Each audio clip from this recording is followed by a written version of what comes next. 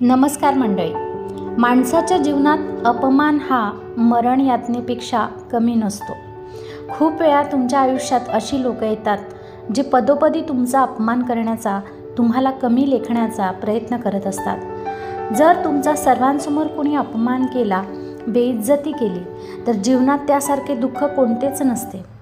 कारण माणूस ज्या गोष्टीला सर्वात जास्त घाबरतो ते म्हणजे त्याची इज्जत, त्याचा मान, त्याची शान. माणूस नेहमी हाच विचार करत असतो की त्याची कुठे बेइज्जती ना हो, कुठे अपमान ना झेलावा लागो. खरं तर बऱ्याच वेळा असं होतं की बरीच लोक अपमान झाल्यावर शांत राहून जातात. त्यांना पटकन प्रतिउत्तर द्यायला सुचतच नाही किंवा ते देऊ शकत नाही, आणि मग अशा व्यक्तीला जीवनात पदोपदी अपमान सहन करावा लागतो. कधी घरात, कधी नात्यात, कधी ऑफिसमध्ये, कधी मित्रमंडळींमध्ये किंवा कधी इतर कुठल्याही ठिकाणी लोक त्यांचा कचरा करायला जराही घाबरत नाहीत. आणि हा अपमानाचा घोट विषापेक्षाही घातक असतो, आणि कधीकधी यामुळे माणसाचे जीवन जगणे कठीण होऊन जाते. आज आपण या व्हिडिओमध्ये हेच पाहणार आहोत की अशा लोकांना आपण कसे हँडल करावे. तत्पूर्वी चॅनलवर जर नवीन असाल तर व्हिडिओ आवडल्यास लाईक करा, शेअर करा, सबस्क्राईब करा, बेल आयकॉनची घंटी देखील दाबा, जेणेकरून माझ्या येणाऱ्या सकारात्मक व्हिडिओची नोटिफिकेशन तुम्हाला सगळ्यात आधी मिळेल. चला तर आपण सुरुवात करूया. त्यातला सगळ्यात पहिला मुद्दा असा आहे, अपमान कोणाकडून आणि का होतो याचा शोध घ्या. जर आपला अपमान आपल्याकडून काही चूक झाली असेल तर आपल्याला शांत राहून तो सहन करावा लागेल. तेवढी सहनशीलता आणावी लागते. उदाहरणार्थ, कामाच्या ठिकाणी काही चुका झाल्या तर वरिष्ठांची बोलणी खावीच लागतात. कधीकधी आपल्या घरातीलच मंडळी म्हणजे आपले आई वडील जर आपल्याला काही अपमानजनक बोललेच तर त्यामागे तुम्ही सुधारावं. तुमच्या आयुष्यामध्ये ज्या काही कमतरता आहेत, जो आळस आहे किंवा इतर काही जे तुमच्या भविष्यासाठी घातक आहे, त्यातून तुम्ही बाहेर पडून सुधारणा करावी म्हणून केवळ काळजीपोटी ते तुम्हाला बोलतात. कधीकधी त्यामुळे इतरांसमोर तुम्हाला अपमानही सहन करावा लागतो. त्याचे कधीही वाईट वाटून घेऊ नका. उलट विचार करा आणि स्वतःत सुधारणा घडवून आणा. कधीकधी आपली टांग आपले मित्रमंडळीही खेचत असतात, मजाक मस्ती करतात, तर तिथे ही परिस्थिती फारशी मनावर घेण्यासारखी नसते. तुम्ही तिथे चूप राहू शकता. पण काही वेळा काही ठिकाणी लोक केवळ आपल्याला कमी लेखण्यासाठी आणि आपल्याला हट करण्यासाठी नीचतेचा कळस गाठतात. आणि मग अशावेळी आपण गप्प न राहता पूर्ण शक्तीनिशी, क्षमतेनिशी त्यांचा सामना करायचा आहे, प्रतिउत्तर द्यायचं आहे. आणि जर समोरचा अपमान करणाऱ्या व्यक्तीला तुमच्याबद्दल काही जर गैरसमज असेल तर स्पष्टपणे बोलून, विचारून त्यांना समजवा.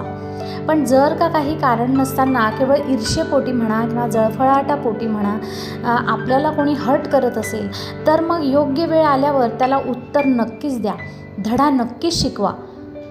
पुढचा मुद्दा आहे, आत्मविश्वासाने काहीतरी बोला, प्रतिउत्तर द्या. जर कोणी तुमचा वारंवार अपमान करत असेल तर मग मूग गिळून गप्प बसू नका. काहीतरी प्रतिउत्तर द्या. थोडं का होईना पण प्रतिउत्तर द्या. काहीच सुचत नसेल ना तर नम्रतेने, हे काही बरोबर नाही किंवा तुम्हाला हे शोभत नाही किंवा तुमच्याकडून ही अपेक्षा नव्हती, मला हे आवडत नाही, कृपया पुन्हा असे वागू नका, वगैरे वगैरे, जे काही सुचेल तुम्हाला ते. कारण यांना थांबवणं गरजेचं आहे. ज्याप्रमाणे गेलेली वेळ पुन्हा येत नाही, त्याचप्रमाणे तुमचा अपमान जर सर्व लोकांसमोर केला गेला असेल तर त्या लोकांच्या नजरेत मग तुमची काहीच किंमत राहत नाही. म्हणून त्याला तिथे सडेतोड उत्तर द्यावे. पुढचा मुद्दा आहे, आत्मसन्मान बाळगा, म्हणजे स्वाभिमान बाळगा. अपमान आणि अनादर हा एका ठराविक मर्यादेपर्यंत कोणीही सहन करतं, पण त्याकडे दुर्लक्ष करू शकतो. पण पाणी जास्तच जर डोक्यावरून वाहत असेल तर मग काहीतरी हातपाय तुम्ही हलवलेच पाहिजेत ना. आत्मसन्मान किंवा स्वाभिमान नावाचे हे काही आहे की नाही? स्वाभिमान आहे तर तुम्ही आहात, आणि तुम्ही आहात म्हणूनच तुमचे जीवन आहे. तुमच्यामुळे ही दुनिया आहे. नातेगोते आहेत, नात्यागोत्यामुळे तुम्ही नाही आहात. आणि कोणतंही नातं म्हणा हे एकतर्फी नाहीच, दुतर्फी असते. माणूससुद्धा देवाची जेव्हा पूजा अर्चा भक्ती करतो त्याबद्दल त्याचेही काही मागणे असते देवाकडे. म्हणजे देवासोबतचेही नाते दुतर्फा असते. हे मी नात्यागोत्यांची गोष्ट करते बरं का. आणि बघा, जेव्हा तुम्ही पहिल्यांदा प्रत्युत्तर देता कोणालाही अपमान झाल्यावर, तेव्हा समोरचा व्यक्ती जरी दाखवत नसला ना तरी मनातून तो घाबरतो, कचरतो, असे की अरे हा देखील बोलणारा व्यक्ती आहे, सहन करणारा व्यक्ती नाही. आणि जर तुम्हाला पहिल्या वेळी बोलता नाही आलं तर कल्पना करा की तुम्ही काय काय बोलू शकला असता. या कल्पनेनेही तुमच्यामध्ये ना हिंमत येते, आत्मविश्वास येतो आणि मग थोडं थोडं बोलता बोलता तुम्ही एक दिवस समोरच्या व्यक्तीला परखडपणे आत्मविश्वासाने प्रत्युत्तर देऊ शकाल. कारण बोललं तरच तुम्हाला कळेल ना तुम्ही किती बोलू शकता, काय बोलू शकता, तेव्हाच तुम्ही शिकाल. तुम्ही गप्प राहून शिकणार नाही. मान ताट करून चालून तर पहा. देवाने तुम्हाला सतत अपमान सहन करण्यासाठी जन्माला घातले नाही आहे. पुढचा मुद्दा आहे दुसऱ्यांच्या तालावर नाचू नका. म्हणजे असं की अपमान झाल्यावर लगेचच भांडण करणे किंवा 2 हात करणे कधी कधी घातक सिद्ध होऊ शकते. कारण समोरच्या व्यक्तीला हेच पाहिजे असते. कधी काळी कोणी आपल्याबद्दल एखाद्या व्यक्तीने जर एखाद्या दुसऱ्या व्यक्तीचे कान भरले आणि मग मनामध्ये राग ठेवून ती व्यक्ती वारंवार जर तुमचा अपमान करत असेल, चारचौघात किंवा अपमान करण्याची संधी शोधत राहते, तर मात्र तुम्ही भांडावं आणि तुमचं रेप्युटेशन खराब व्हावं आणि तुम्हाला तो अजून बेइज्जत करेल, हीच हीन भावना त्याची असते. त्यातून आसुरी आनंद मिळवतो तो. म्हणून लगेचच रिॲक्ट होऊ नका. थोडं थांबा, विचार करा, त्याच्याशी सामंजस्याने बोला. त्याला हर्ट करण्यासारखं जर तुमच्याकडून काही झालं असेल तर त्याला सॉरी देखील म्हटलं तरी चालतं. पुढचा मुद्दा आहे प्रत्युत्तर देणे किती योग्य आणि किती अयोग्य हे समजा. म्हणजे असं की काळ आणि वेळेनुसार व्यक्तिनिहाय ह्या सगळ्या बाबी वेगवेगळ्या असतात. जर तुमचा कोणी अपमान करत असेल तर तुम्हाला इतका राग येतो की तुम्ही काहीही विचार न करता सनकन त्याच्या कानाखाली आवाज काढावेत हा विचार तुमच्या मनात येतो आणि हे योग्य नाही. कधी कोणी जर तुमचा अपमान करत असेल तर काही ठराविक परिस्थितीत वेळ, काळ आणि व्यक्तिनिहाय तुम्ही शांतच राहा.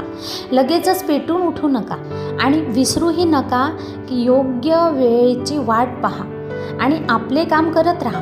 कारण कधी कधी अपमान होणेही गरजेचे आहे. प्रत्येक गोष्टीला पॉझिटिव्ह बाजू असते. अपमानामुळेच तर आपला स्वभाव पेटून उठतो आणि त्यातूनच जागी होते आपली जिद्द आणि मग तयार होतो एक खंबीर आणि अभेद्य व्यक्तिमत्व. म्हणून आपल्या कामावर फोकस करा.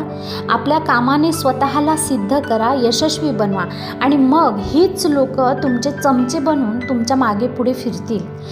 कधीकधी अपमान सहन केल्याने कमीपणा येत नाही. आणि नात्यात म्हणाल तर कधीकधी काही नातेवाईकांना आपण सडेतोड प्रत्युत्तर नाही देऊ शकत. तेव्हा तुमचे मौनच तुमची ताकद बनते. कारण नाते आपण तोडू शकत नाही, त्यांना नेहमी टिकवावं लागतं. असे काही नाते असतात.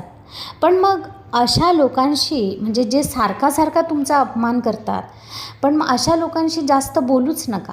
थोडं दूर राहा. म्हणजे मी नातेवाईकांचं बोलते. त्यांना भेटणं बंद करा, जेणेकरून आपल्या व्यवहाराद्वारेही त्यांना किंवा आपल्या बॉडी लँग्वेजद्वारेही त्यांना समजेल की ही व्यक्ती आपल्यावरती नाराज आहे. आणि जर ती व्यक्ती समजदार असेल तर स्वतःचा व्यवहार सुधारेल, चांगलं वागेल. पण कधीकधी काही नातेवाईक फारच चिकट असतात. ते त्यांच्यात सुधारणा करतच नाहीत, सारखा समोरच्याचा अपमान करतात. तर अशांना सडेतोड बोला. कारण असे नाते टिकवण्यात काहीच अर्थ नाही. नात्याच्या लायक नसतात अशी लोक. अपमान हे असं कर्ज आहे जो प्रत्येक जण फेडायच्या तयारीत असतो. त्यामुळे तुम्हाला जर वाटत असेल की आपला अपमान जास्त होऊ नये नात्यागोत्यांमध्ये, तर तुम्ही इतर नात्यांची पण तेवढीच काळजी घ्या. प्रत्येकाला मान सन्मान द्या. जे तुम्ही देता तेच तुम्हाला परत मिळतं. पण काही ठराविक सिच्युएशनमध्ये कंडिशन वेगळी असते. त्यावेळी तुम्ही तुमचे टेक्निक वापरू शकता. जीवनात येणारी प्रत्येक वादळे ही आपल्याला उद्ध्वस्त करण्यासाठी येत नसतात, तर आपण काय आहोत याची आपल्याला जाणीव करून देण्यासाठी येत असतात, हे लक्षात ठेवा. पहिल्यांदाच अपमान सहन करणारा मनुष्य असतो, दुसऱ्यांदा अपमान सहन करणारा महात्मा असतो आणि तिसऱ्यांदा अपमान सहन करणारा महामूर्ख असतो.